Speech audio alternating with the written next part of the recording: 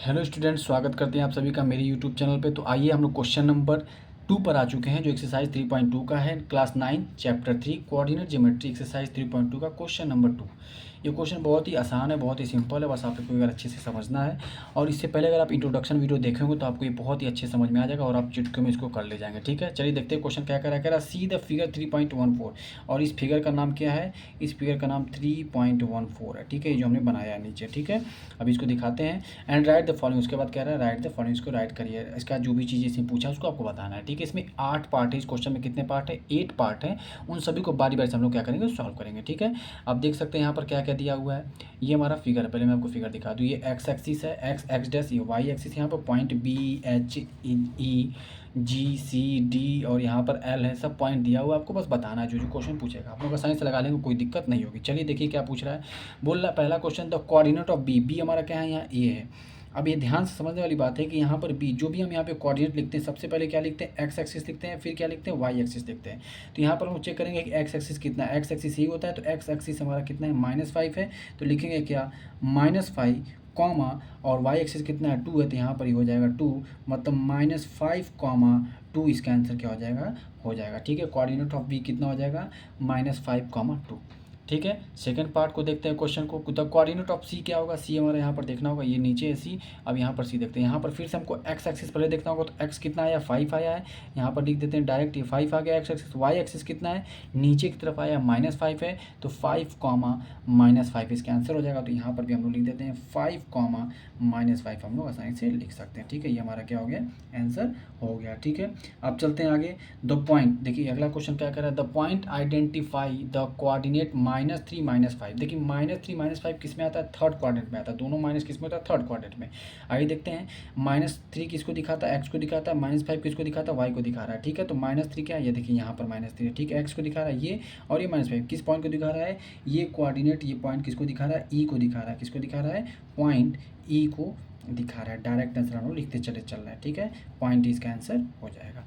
ठीक है, आ जाते हैं क्वेश्चन नंबर किस पे? फोर्थ पार्ट पर, मतलब फर्स्ट के क्वेश्चन नंबर 2 के फोर्थ पार्ट पर। अगला क्वेश्चन देखिए क्या करता है। Point identify by the coordinate 2 - 4। कितना? 2 - 4। अब यहाँ देखिए ये एक्स है, ये वाई है। -x किस में होता है? वाई की वैल्यू माइनस किस में होती है? Fourth quadrant. तो फोर्थ क्वाड्रेंट में चेक करते हैं। यहाँ पर ध्यान से अगर देखेंगे तो इसका आंसर क्या हो जाएगा? ये -2 लिखे, सॉरी 2 लिखेंगे, तो इसका क्या हो जाएगा? 2 हो जाएगा। और ये वाई की वैल्यू कितनी आ गई? -4, तो कॉमा लगा करके -4 लगा देंगे, तो 2 - 4 किसका हो जाएगा? जी का हो जाएगा। तो हम इसका आंसर क्या लिखेंगे? पॉइंट जी लिखेंगे। क्या लिखेंगे? पॉइंट जी इसका आंसर लिख देंगे। ठीक है, उम्मीद करते हैं बात आपको समझ में आ गई होगी। अगला क्वेश्चन देखते हैं, क्वेश्चन नंबर 5 क्या कह रहा है। The abscissa of point D. Abscissa किसे बोलते हैं? एक्स एक्सिस वाले को बोलते हैं, जो एक्स एक्सिस पे होता है। ठीक है, एक्स एक्सिस वाले पॉइंट को हम लोग बोलते हैं एब्सिसा। और ऑर्डिनेट किसको बोलते हैं? वाई एक्सिस वाले पॉइंट को। जैसे यहाँ पर मान लीजिए हमने लिखा 3 और 4, तो इसको हम लोग बोलेंगे एब्सिसा, इसको क्या बोलेंगे? ऑर्डिनेट। ठीक है, मतलब ये एक्स वाला पॉइंट है और ये क्या है? वाई वाला पॉइंट है। ठीक है, अब आगे चलते हैं, देखते हैं।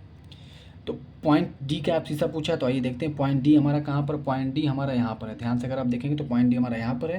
तो पहले पॉइंट डी का हम लोग क्या लिखते हैं? कोऑर्डिनेट लिख लेते हैं। तो यहाँ पर एक्स कितना हो जाएगा? 6, इसको लिखेंगे 6, और क्या हो जाएगा? कॉमा, वाई की वैल्यू कितनी है? 2 है, तो यहाँ लिख देंगे 6, 2। तो यहाँ पर एब्सिसा कितना हो गया? 6 हो गया। ऑर्डिनेट कितना होगा? 2। तो हमसे एब्सिसा पूछा, तो आंसर क्या हो जाएगा हमारा? 6 इसका आंसर हो जाएगा। तो लिखेंगे क्या? इसका आंसर 6 हो जाएगा। ठीक है, उम्मीद करते हैं बात आपको समझ में आ गई होगी। आप ऐसे भी लिख सकते हैं कि the abscissa of point D is 6। क्या लिख सकते हैं यहाँ पर? एक तरीका से और लिख सकते हैं, the abscissa of the point D is 6, ऐसे भी आप लिख सकते हैं। ठीक है, ऐसे भी आप आसानी से लिख सकते हैं। अगला क्वेश्चन देखिए क्या पर। Ordinate of point H. H यहाँ पर क्या है? हमको एच ऑर्डिनेट का मतलब वाई एक्सिस अभी जस्ट बताया हूँ। यहाँ पर एच की वैल्यू देखिए क्या है? यहाँ पर एच लिखते हैं, एक्स पहले लिखते हैं, तो एक्स हमारा कितना है? -5 है, और वाई की वैल्यू कितनी है हमारे पास? -3 है। ठीक है, अब एच में ये हमारा एब्सिसा हो गया, और ये क्या हो गया? हमारा ऑर्डिनेट हो गया। तो ऑर्डिनेट हमारा कितना हो जाएगा? -3 इसका आंसर हो जाएगा। ठीक है, आप यहाँ पर डायरेक्ट इसका आंसर लिख देंगे। क्या लिखेंगे? द आंसर लिख लीजिए इसको, द ordinate of the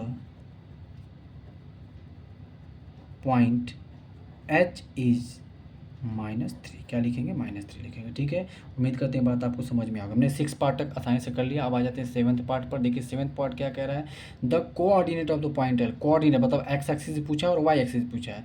अब यहाँ पर हमको एल देखना होगा। अब यहाँ पर एल देखते हैं। ठीक है, जब भी देखिए यहाँ पर एल है। ठीक है, जब भी कोई भी पॉइंट अगर एल वाई एक्सिस पे है, ध्यान से समझिएगा, जब भी कोई पॉइंट अगर वाई एक्सिस पे है तो एक्स हमेशा जीरो होता है। देखिए यहाँ पर एक्स क्या है, जीरो पे है। ठीक है, और अगर एक्स एक्सिस पे कोई पॉइंट दिया हो तो यहाँ पर वाई जीरो होता है। ठीक है, तो ध्यान रखिएगा, अगर वाई एक्सिस पे तो एक्स जीरो हो जाएगा, तो इसका अगर कोऑर्डिनेट लिखा जाए तो एक्स की जगह क्या लिखेंगे, जीरो, और वाई की जगह क्या लिखेंगे, 0, 5। ठीक है, तो 0, 5 हो जाएगा। अगर यहाँ पर मान लीजिए ये वाला पॉइंट होता तो यहाँ पर क्या है, 5 है, तो एक्स की वैल्यू तो 5 है, लेकिन एक्स एक्सिस पे तो वाई की वैल्यू क्या हो जाएगी, 0, तो ये 5, 0 हो जाएगा। ठीक है, तो यहाँ पर मैं कॉन्सेप्ट भी आपको समझाते चल रहा हूँ, यहाँ पर ध्यान रखिए। तो coordinate of the point L कितना हो जाएगा, यहाँ पर हो जाएगा 0, 5 हो जाएगा। कितना हो जाएगा, 0, 5 हो जाएगा। ठीक है, एल का।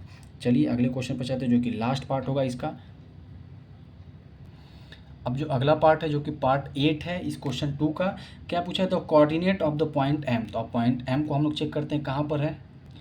तो अब ध्यान से देखेंगे तो पॉइंट एम यहाँ पर है, किस पे, एक्स एक्सिस पे है। तो ये एक्स एक्सिस पे हमारा वाई क्या हो जाता है, 0 हो जाता है। मैंने पहले ही बताया, हम कॉमा लगा देते हैं। अब यहाँ पर एक्स की वैल्यू क्या है, एक्स की वैल्यू हमारे पास -3 है, तो हमारा -3, 0 इसका आंसर हो जाएगा। ठीक है, इसको लिख लेते हैं हम लोग। अब लिखते हैं इसका आंसर क्या हो जाएगा, -3, 0 पॉइंट एम का हो जाएगा। ठीक है, ये हमारा आंसर।